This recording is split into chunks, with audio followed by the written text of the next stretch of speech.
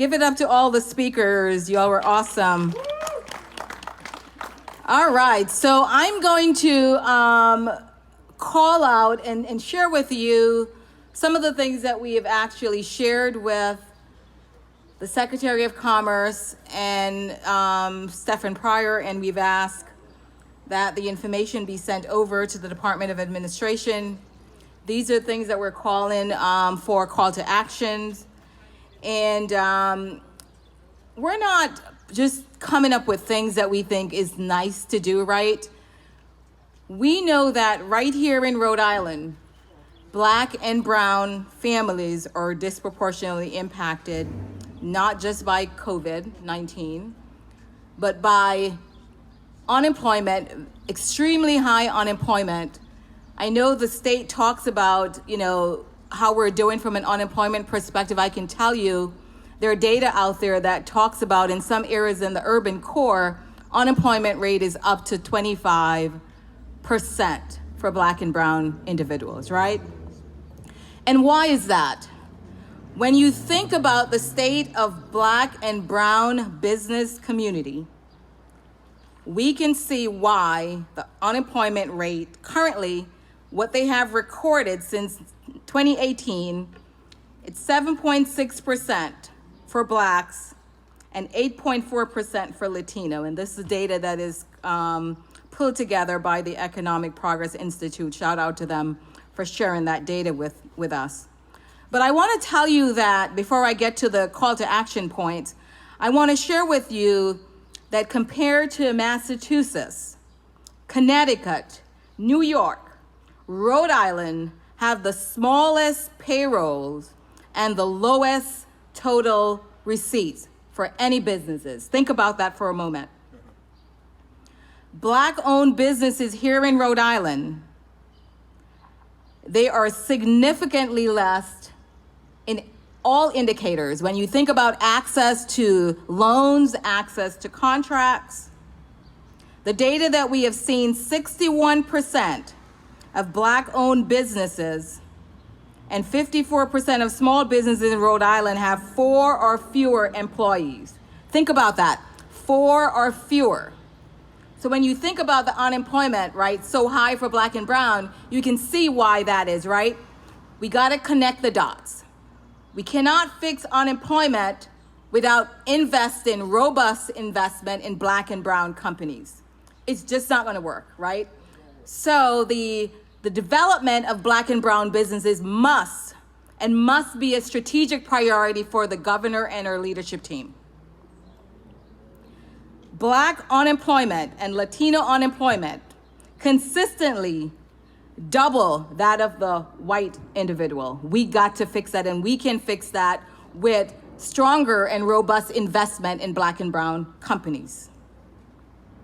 1 in 3 Black individual works part-time. Think about that. 1 in 3 work part-time. You see why COVID impacted our community so drastically, right?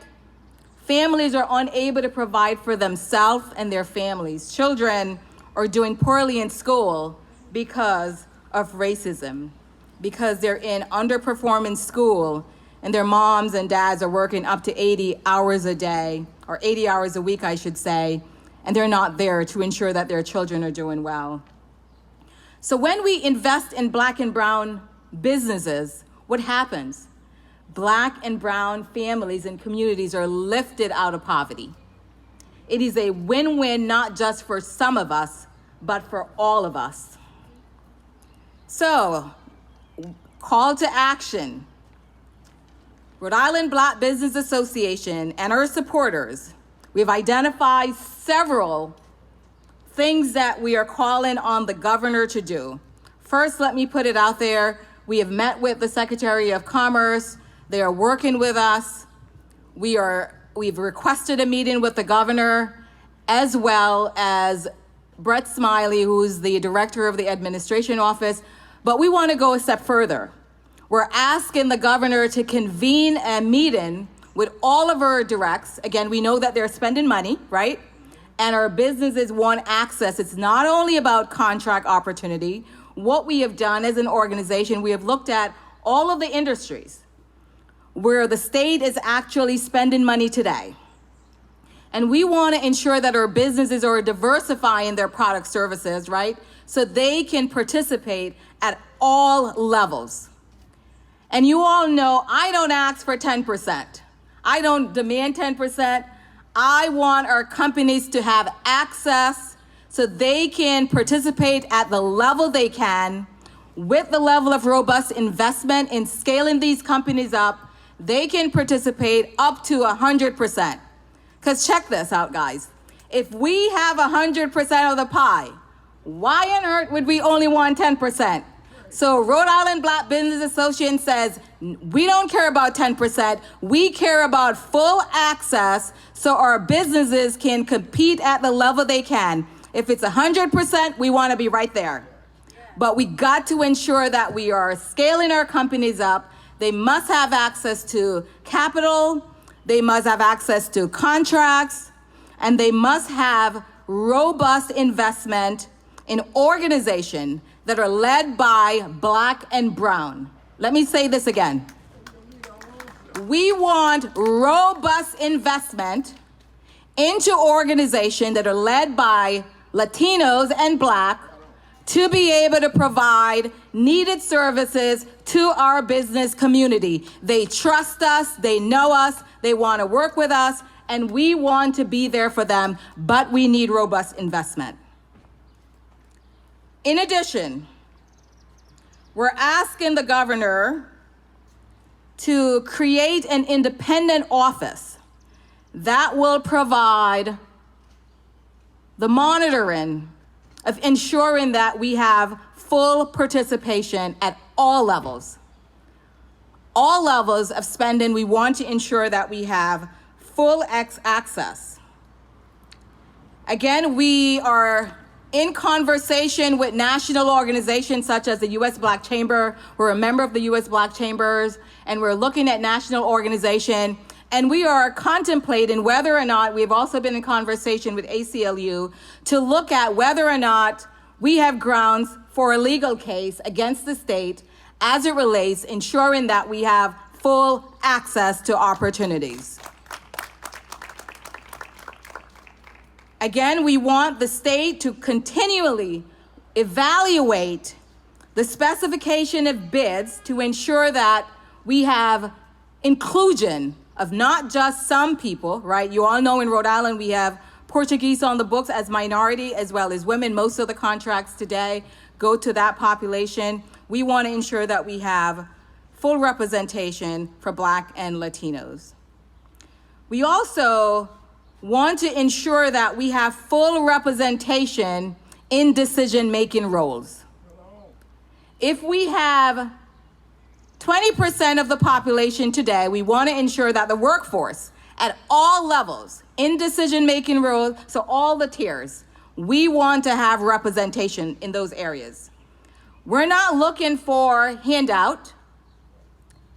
We are looking for equal access, a level playing field in order for our businesses to thrive.